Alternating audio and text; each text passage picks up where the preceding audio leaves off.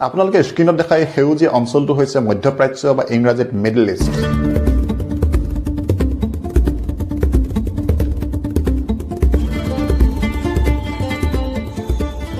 Asia, Europe আৰু Africa এই তিনিখন মহাদেশ বিয়পি থকা এই বিশাল ভূখণ্ড বৰ্তমান ইমানেই অশান্ত যে এই মুহূৰ্তত তাত কিমানখন যুদ্ধ চলি আছে সেয়া সঠিককৈ কোৱাটো টান কাম।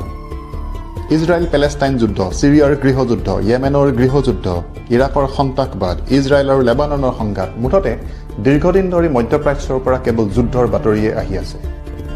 দুখৰ কথাটো হৈছে শেহতীয়াকৈ যোৱা সপ্তাহৰ পৰা এই তালিকাখনত সন্নিৱিষ্ট হৈছে আৰু এখন যুদ্ধৰ নাম, ইজৰাইল বনাম ইৰাণ। আজি আমি কথা পাতিম ইৰাণৰ বিষয়ে। কথা পাতিম খুব দীঘলীয়া আলোচনা একো নকৰোঁ, মাত্ৰ যিমান পাৰোঁ খৰকৈ দুটামান তথ্য আগবঢ়াম আপোনালোকৰ বাবে এই দেশখনৰ বিষয়ে। ইৰাণ শব্দটো আহিছে অন্য এটা শব্দ এৰাণৰ পৰা। ফাৰ্চী ভাষাৰ এই শব্দটোৰ অৰ্থ হৈছে আৰ্যসকলৰ বাসস্থান। বহু ইতিহাসবিদৰ মতে আৰ্যসকলৰ আদিতম বাসস্থান আৰ্যসকলৰ গৃহভূমি আছিল এই বৰ্তমানৰ ইৰাণ অঞ্চলটোতে।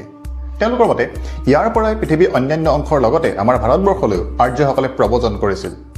পিছে আৰ্য প্ৰব্ৰজন তত্ত্ব বা আৰ্য আক্ৰমণ তত্ত্ব এটা খুবেই জটিল বিষয়, আৰু সঁচা কথা ক'বলৈ গ'লে ইমান জটিল বিষয় এটা আলোচনা কৰাৰ সাধ্য মোৰ নাই। বৰ্তমান সময়ত ইৰাণ হৈছে এখন ইছলামিক দেশ আৰু ইৰাণৰ ৯৯% লোকে ইছলাম ধৰ্মী। কিন্তু ইছলামৰ আগমনৰ পূৰ্বে এই অঞ্চলটোৰ বাসিন্দাসকলৰ প্ৰধান ধৰ্ম আছিল জৰ'আষ্ট্ৰিয়ানিজম। ইছলাম ধৰ্মই প্ৰৱেশ কৰাৰ পাছত ইৰাণৰ কিছু সংখ্যক জৰ'আষ্ট্ৰিয়ান লোকে ইছলাম ধৰ্ম গ্ৰহণ কৰি ল'লে, কিন্তু তাৰ পৰিৱৰ্তে অন্য একাংশ লোকে তেওঁলোকৰ বাসস্থান এৰি পৃথিৱীৰ বিভিন্ন অংশলৈ পলাই গুচি আহিল। তেনেকুৱা এদল লোকে সেই তেতিয়াই আহি আমাৰ ভাৰতবৰ্ষতো প্ৰৱেশ কৰিছিল, আৰু তেওঁলোকৰ বংশধৰসকলক বৰ্তমান আমি পাৰ্চী নামেৰে জানো। সংখ্যাত তাকৰ হ'লেও পাৰ্চীসকল ভাৰতবৰ্ষৰ এটা প্ৰভাৱশালী সম্প্ৰদায়। ৰতন টাটা, জামছেদজী টাটা আদি, গডৰেজ, দাদাভাই নৌৰাজী, ছেম মানেকশ্ব, হমিদ জাহাংগীৰ ভাৱা, ফিৰোজ গান্ধী, বুমন ইৰাণী, ফ্ৰেডি মাৰ্কিউৰী আদি হৈছে কেইজনমান ভাৰতবৰ্ষৰ বিখ্যাত পাৰ্চী সম্প্ৰদায়ৰ লোক। এইখিনিতে এটা কথা, যদি আমি আমাৰ সুবিধাৰ বাবে ইৰাণ নামটো ব্যৱহাৰ কৰিছোঁ, দৰাচলতে এই দেশখনৰ এই ঠাইখনৰ পুৰণি নামটো কিন্তু পাৰস্য বা পাৰ্চী আহে। ইৰাণ নামটো দিয়া হৈছিল বহুত পিছত, 1935 চনতহে। ইৰাণলৈ ইছলাম ধৰ্ম আনিছিল ৰাছিদুন খালিফাসকলে। খালিফাসকল হৈছে হজৰত মহম্মদৰ উত্তৰাধিকাৰী। তেওঁলোক ঠিক আমাৰ ৰজাৰ দৰেই, কিন্তু ৰজা হোৱাৰ উপৰিও তেওঁলোক আছিল ধৰ্মীয় নেতাও। এসময়ত ৰাছিদুন খালিফাসকল আঁতৰিল, তেওঁলোকৰ স্থানত আহিল উম্মেদীয় খালিফাসকল। উম্মেদীয় খালিফাসকলৰ এসময়ত পতন ঘটিল আৰু অৱশেষত আহিল আব্বাছীয় খালিফাসকল। আব্বাছীয় খালিফাসকল আছিল দক্ষ প্ৰশাসক, আৰু তেওঁলোকৰ উদ্যোগতে এই অঞ্চলটোত দ্ৰুতগতিত উন্নতি হ'বলৈ ধৰে। তেওঁলোক আছিল জ্ঞান বিজ্ঞান চৰ্চাৰ পৃষ্ঠপোষক, আৰু সেয়েহে তেওঁলোকৰ সময়ত চিকিৎসা বিজ্ঞান, গণিতকে ধৰি বিজ্ঞানৰ বিভিন্ন শাখাবোৰৰ এনেকুৱা উন্নয়ন সাধিত হয় যে বহু ইতিহাসবিদে এই সময়খিনিক ইছলামৰ সোণালী যুগ হিচাপে অভিহিত কৰে। তেওঁলোকৰ ৰাজধানী আছিল বাগদাদ চহৰ, আৰু বাগদাদ চহৰ আছিল সেই সময়ত সমগ্ৰ বিশ্বৰে শিক্ষা দীক্ষা আৰু জ্ঞান বিজ্ঞান চৰ্চাৰ কেন্দ্ৰ। কিন্তু ত্ৰয়োদশ শতিকাৰ মাজভাগত অহা এজাক প্ৰচণ্ড ধুমুহাই এই গোটেই অঞ্চলটোক ধ্বংসস্তূপত পৰিণত কৰিলে। ধুমুহাজাক আহিল পূবৰ পৰা।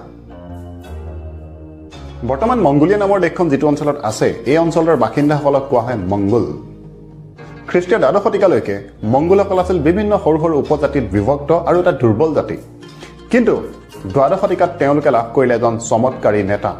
এই নেতাজনৰ নাম টিমুজিন। কিন্তু টিমুজিন নামটো আমাৰ বাবে চিনাকি নহয়, আমাৰ বাবে তেওঁৰ চিনাকি নামটো হৈছে চেংগিজ খান।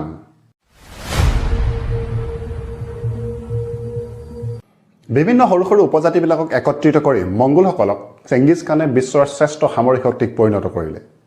বিশেষকৈ তেওঁৰ অশ্বাৰোহী বাহিনীটো আছিল সকলোৰে বাবে ত্ৰাসৰ কাৰণ। নিজৰ আটাইতকৈ ভাল সময়খিনিত মংগোল সাম্ৰাজ্য ইউৰোপৰ পৰা আৰম্ভ কৰি বৰ্তমান থাইলেণ্ডলৈকে বিস্তাৰিত আছিল। ইয়াৰ সৰ্বমুঠ মাটিকালি আছিল 12 নিযুত বৰ্গ কিলোমিটাৰ, আৰু একত্ৰিত হৈ থকা ভূমিখণ্ডৰ ফালৰ পৰা বহু পিছত বিস্তাৰিত হোৱা ব্ৰিটিছ সাম্ৰাজ্যতকৈ ই ডাঙৰ আছিল। পাৰস্যৰ সৈতে ইৰাণৰ সৈতে চেংগিজ খানৰ সংঘাত হয় ত্ৰয়োদশ শতিকাৰ দ্বিতীয়টো দশকত।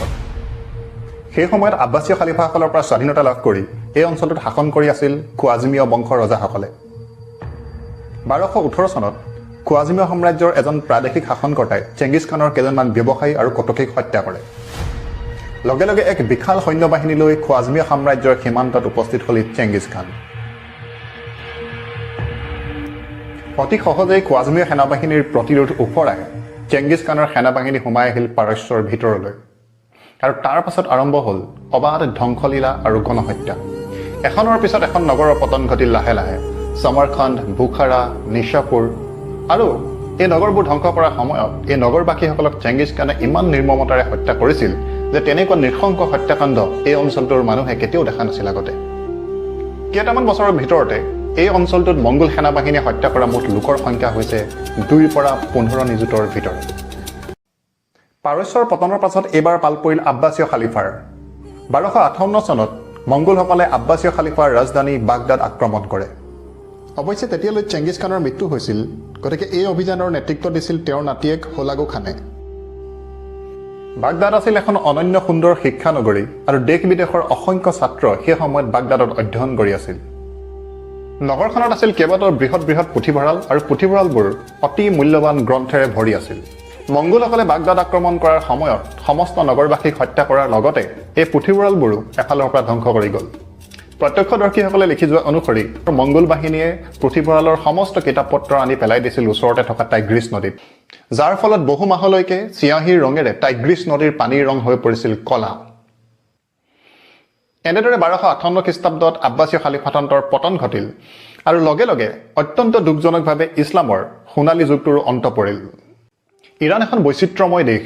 এই দেশখনৰ এক সুদীৰ্ঘ ইতিহাস আছে। অন্য দেশৰ দৰেই ইৰাণৰ ইতিহাসতো উত্থান আছে, পতনৰ পিছত পুনৰ উত্থানৰ কাহিনী আছে। এনেকুৱা এখন দেশৰ বিষয়ে এটা ভিডিঅ'তে কৈ শেষ কৰাটো আচলতে কোনো পধ্যেই সম্ভৱ নহয়। আমাৰ ভিডিঅ'টো আমি ইয়াতে শেষ কৰিম।